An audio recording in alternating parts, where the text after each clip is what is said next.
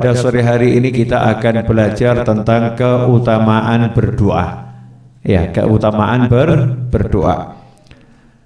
Doa ini artinya adalah memanggil. Da'a yad'u.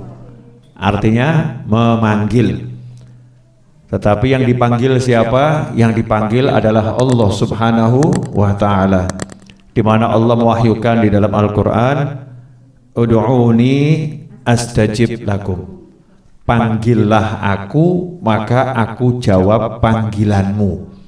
Arti sebenarnya seperti itu ya. Panggillah aku, maka aku jawab panggilanmu. Tapi kita sering menerjemahkannya, berdoalah kepadaku, maka aku kabulkan doamu.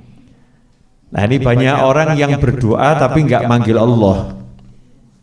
Orang berdoa tapi nggak manggil Allah, hanya membaca kalimat-kalimat yang baik, membaca kalimat-kalimat permohonan, tetapi nggak pernah manggil Allah, sehingga hukumnya hanya sampai pada taraf membaca kalimat yang baik atau mengucapkan kalimat yang baik atau berbicara yang baik. Dapat pahala, ya pahalanya pasti dapat, karena orang yang berbicara yang baik, setiap kalimat yang baik itu hasanah, itu adalah kebaikan.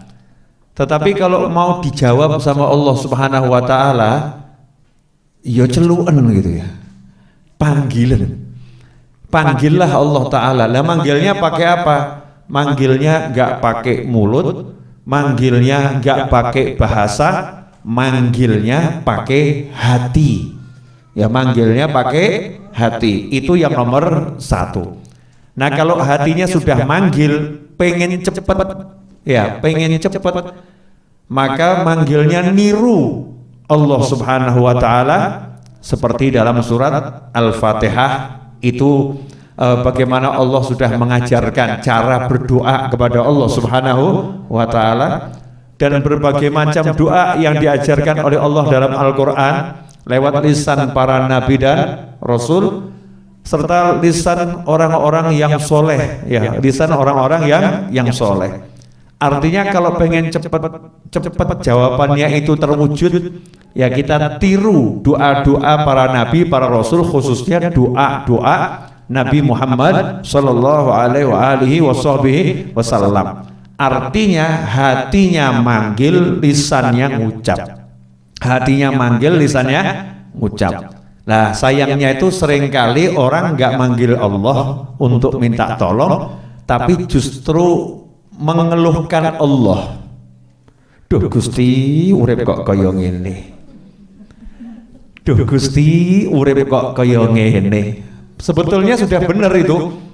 Kalimat depannya udah betul, hatinya teriak, duh Gusti, tapi kok lanjutannya urip kok kaya ngene, hidup kok seperti ini, ngeluh, ya mengeluh pada Allah Subhanahu wa ta'ala. Yang dikeluhkan adalah Allah, karena semua proses kehidupan ini bagian daripada ujian yang diberikan Allah Subhanahu wa ta'ala. Nah, seharusnya bagaimana? Seharusnya ya manggil, duh Gusti tulung. Nah, gitu bagus.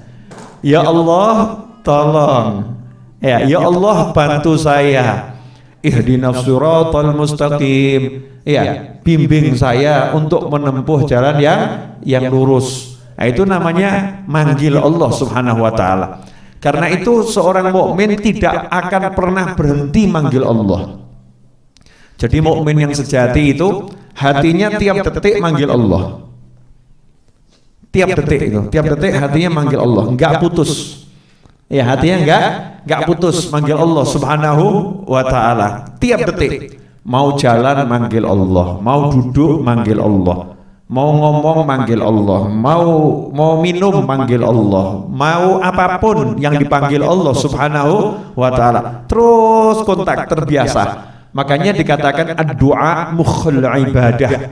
Doa itu adalah inti sarinya ibadah. Karena ibadah itu artinya menghamba itu artinya merasa dengan penuh kesadaran tidak bisa apa-apa, tidak punya apa-apa, dan bukan siapa-siapa, miliknya Allah, terus minta tolong kepada Allah. Itu namanya hamba, namanya budaknya Allah Subhanahu wa ta'ala. Nah, menghamba yang sejatinya menghamba adalah kalau orang sudah betul-betul setiap saat bisa doa.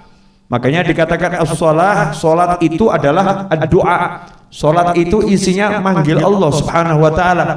Mulai Allahu Akbar, ya manggil Allah, duhai Allah yang maha besar, ya Allah engkau yang maha agung, maha besar. Tidak ada yang besar hanya Allah Subhanahu wa ta'ala.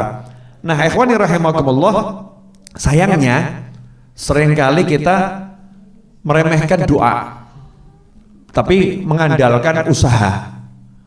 Meremehkan doa, mengandalkan usaha. Contoh, corona, ya bagus pakai masker, betul kan ya? Bagus cuci tangan, sangat bagus. Bagus jaga jarak, tapi lali sholat. Lali sholat. Merasa kalau sudah pakai masker, jaga jarak, cuci tangan, ya muslim ini, wes nggak usah sholat, tetap nggak akan kena corona, tetap nggak akan kena corona. Lupa nggak doa pagi minta perlindungan dari Allah, lupa nggak doa sore minta perlindungan dari Allah Subhanahu wa ta'ala. Ini keliru, itu salah. Seharusnya bagaimana? Doa dulu, minta sama Allah Ta'ala. Siapa yang sholat subuh dalam berjamaah, maka dia ada dalam perlindungan Allah sampai waktu maghrib. Siapa sholat isya berjamaah, dia dalam perlindungan Allah sampai waktu pagi. Berarti kalau saya pengen selamat dari corona, nomor 1 sholat subuh, sholat isya jamaah. Baik menawa zuhur luput jamaah, yang penting isya ojo luput, kan begitu ya. Ya, ini kalau maghrib luput jamaah, isya sama subuh jangan luput. Saya akan kejarkan isya sama subuh untuk jamaah. Kenapa? Tameng nomor 1 anti corona dan semisalnya, ya, corona dan semisalnya.